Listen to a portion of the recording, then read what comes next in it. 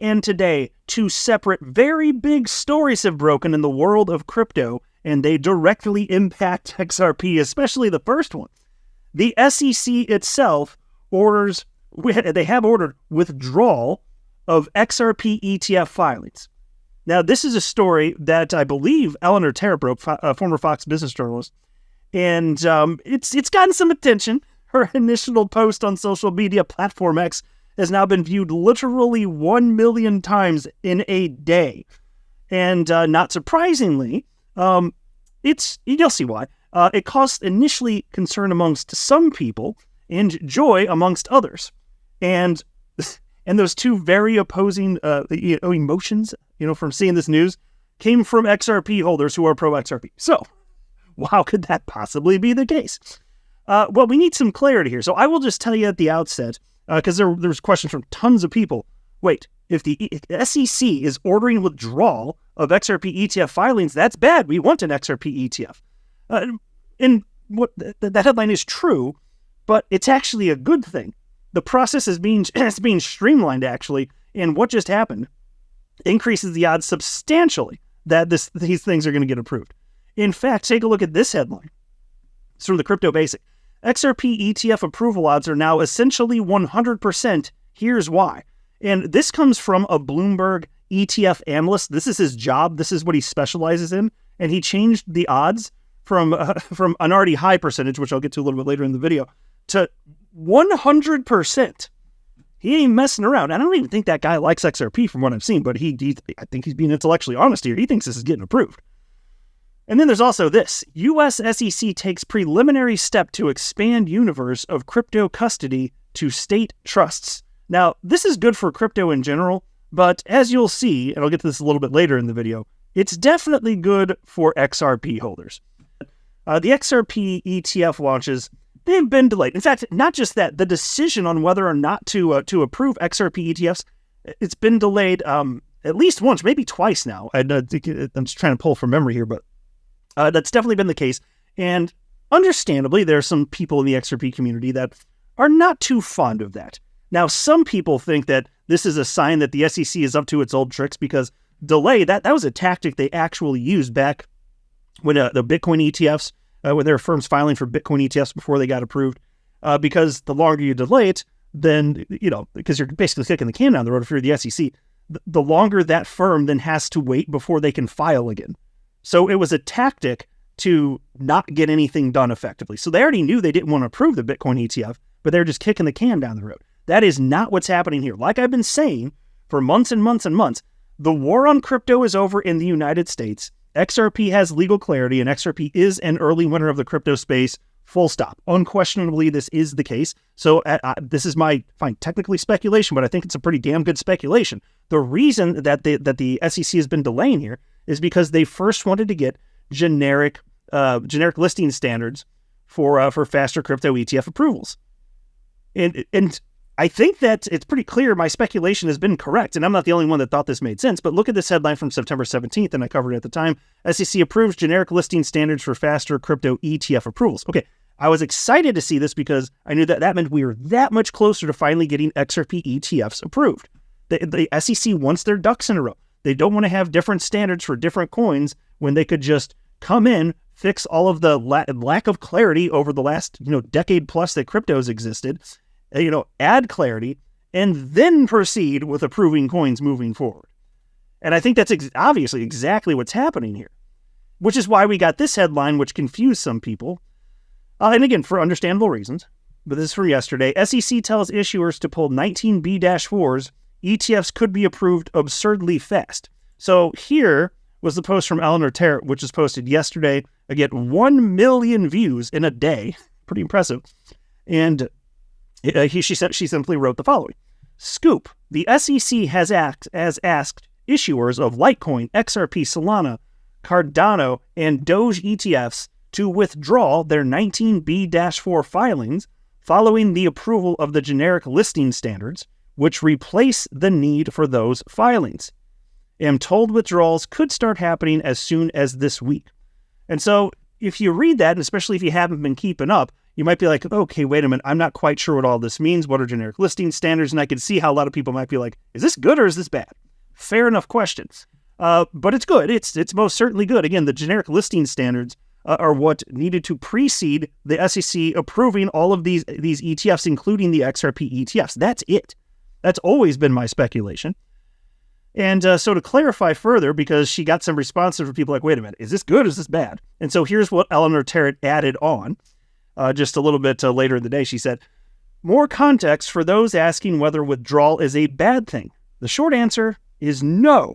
The long answer, when the SEC approved the generic listing standards 2 weeks ago, it eliminated the need for exchanges to file 19B-4 forms to list individual token ETFs, simplifying and speeding up the process.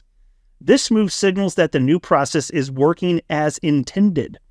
As long as the tokens meet the existing criteria, the SEC can approve a crypto ETF at any time with just an S1 filing.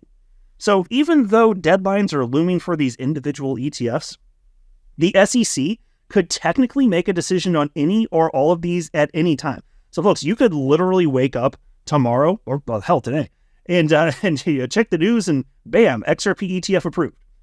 So the firms, they're no longer required to file these forms. That's why they're asking to be withdrawn. This isn't bad. It's not the SEC saying, no, withdraw them because we're just not going to approve. No. That is not what they're saying. They're saying, you don't even need these stupid forms anymore. We fixed the problem.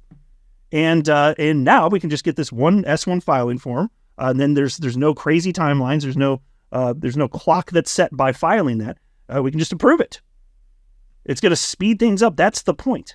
And so that's why you get this headline. XRP ETF approval odds are now essentially 100%. Here's why. And just to be clear, this is happening at a moment where it's broadly anticipated that XRP is about to go on a freaking rampage as we're getting towards the later stages of this market cycle. This is just one more thing, narrative-wise, that can absolutely just set things ablaze in a very good way. You know, the spark that lights the fire. I'm telling you, man, like, we've seen stuff happen. Like, the most recent example that always comes to mind when I talk about that just concept in general is when Gary Gensler in late November announced that he was going to step down as SEC chair because obviously, you know, there's administration change. Then he was holding off until the very last day, of course. But when that happened, that was not XRP specific news, and XRP already had legal clarity, but that news down to the minute, you can look at the chart, XRP started freaking running. So sometimes news events, they really do cause things to happen. Now, mind you, XRP had already moved to some degree, and I still think it would have run regardless of what Gensler did. Like, to me, that just seems like a no-brainer. But still, I acknowledge it was the thing that got things moving. Well, similarly here, I think XRP runs way higher in price this market cycle regardless. I'm just saying this could be the thing that gets it moving. And it doesn't have to be, there doesn't have to be a thing to get it moving. It's just sometimes there are things that get the coins moving in the right environments. That's what I'm saying. And so who are they talking about? Again, Bloomberg analyst Eric Balchunas. He has declared that the chances of approval for multiple crypto ETFs, including those focused on XRP, are now essentially 100%. And so here is Eric Balchunas, senior ETF analyst for Bloomberg. He shared this with his 369,000 followers. He reposted the story I just shared with you from Eleanor Terrett, and he wrote, "Nice scoop from Eleanor here." He says, this was something we thought could happen. It makes sense as you don't need 19B-4s in the post-GLS world. And that's, of course, generic listing standards world. That's what that means. Just not sure how the launch schedule will work yet. More will be revealed soon. Now, somebody responded, partially quoted Eric Balchunas and said, this was something you thought could happen. Okay, then why you increase the odds to 90 to 95% on ETF approvals? And what's being referenced is this, which I also covered at the time. This is from the end of June this year. There's this story. This is from Cointelegraph. Eric Balchunas, and also I think Seifert also was basically saying the same thing, or James Seifert, he's also an ETF specialist with Bloomberg, raised the odds of an XRP approval.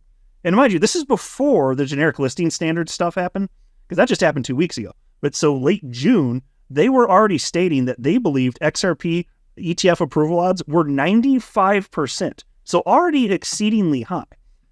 So how did Eric Balchunas respond to this? Why'd you increase the odds to 90 to 95% on ETF approvals? Here's what he wrote. honestly, the odds are really 100% now. Generic listing standards make the 19B-4s and their clock meaningless. That just leaves the S1s waiting for formal green light from corporate finance. And they just submitted amendment number 4 for Solana.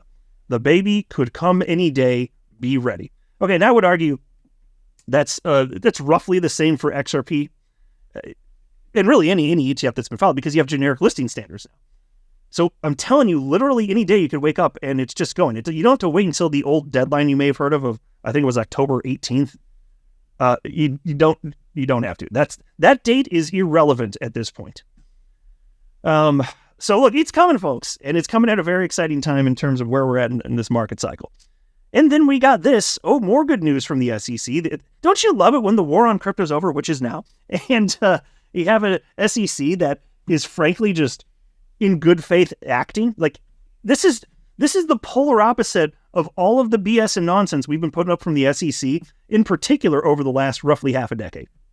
Because frankly, it was never great, but it was really bad under the Biden administration. Thankfully, that's over. And thankfully, Trump, now mind you, Trump, he was very anti-crypto in his first term. I mean, not as much as the Biden administration. So he wasn't exactly great for us either. But in his second term, he figured it out. He was persuaded. And, that's what you do. If you have an opinion and then you're persuaded that, maybe you're thinking about it the wrong way or you got some new information, then what do? You change your mind. And that's exactly what the president did. Complete 180. And he wasn't just paying lip service to get votes. Like, he is more pro-crypto than even I was optimistic. He's more pro-crypto than I thought. And I was definitely very optimistic, but talk about leaning into crypto. Whew. So you get this headline. U.S. SEC takes preliminary step to expand universe of crypto custody to state trusts. And Eleanor Terrett, she was covering this as well as it was breaking. This is from today. Breaking, the SEC has issued a no-action letter saying that investment advisors can use state-chartered trust companies as qualified custodians for crypto assets. What does this mean? Under the Investment Advisors Act of 1940, advisors must keep client assets with a qualified custodian, usually a bank or a trust company with national fiduciary powers. This guidance gives investment advisors and registered funds comfort that they can use a state trust company to custody crypto assets. This additional clarity was needed because state-chartered trust companies were not universally seen as eligible custodians for crypto assets, Brian Daly, director of the SEC's Division of Investment Management, told me. Under this new staff guidance, state-chartered trust companies can now qualify for crypto custody if investment advisors do their due diligence and deem it in clients' best interests. So why does this matter? And listen up here, because this specifically will be fantastic for XRP holders, because Ripple's heavily in this game, and you know that XRP is at the core of everything that Ripple does, because they have more XRP than any other entity or person on the entire planet, very obviously. And so Eleanor writes, it opens the door. Why does it matter? It opens the door for more players in the crypto custody market, as well as broader access for funds to custody crypto. Players such as Coinbase, Ripple through standard custody, BitGo, WisdomTree, and others will be recognized as qualified custodians. And so here's another quote from Daly. This is a staff letter, so at some point, this topic could be addressed by future rulemaking. We believe the market will benefit from having this guidance for today's products, today's managers, and today's issues. End quote. So as you can see, the SEC has magically become our friend. And look, it's because the leadership has changed from the top on down. So, I will absolutely take that. This is absolutely fantastic. They really are moving forward with pro-crypto stuff. This is great for us. Our net worths are higher than they otherwise would be had things not gone this way, and it's just going to get better and better. All this stuff, the promise of crypto, which it still needs to live up to in many ways, because I'd still argue we're in somewhat early days, even with the asset class being 16 years old. It's early on enough that it's very safe to say, like, you're early, and Like people, I firmly believe this. People investing in crypto right now are going to make a freaking fortune. What crypto the asset class right now is worth is nothing compared to what it will be.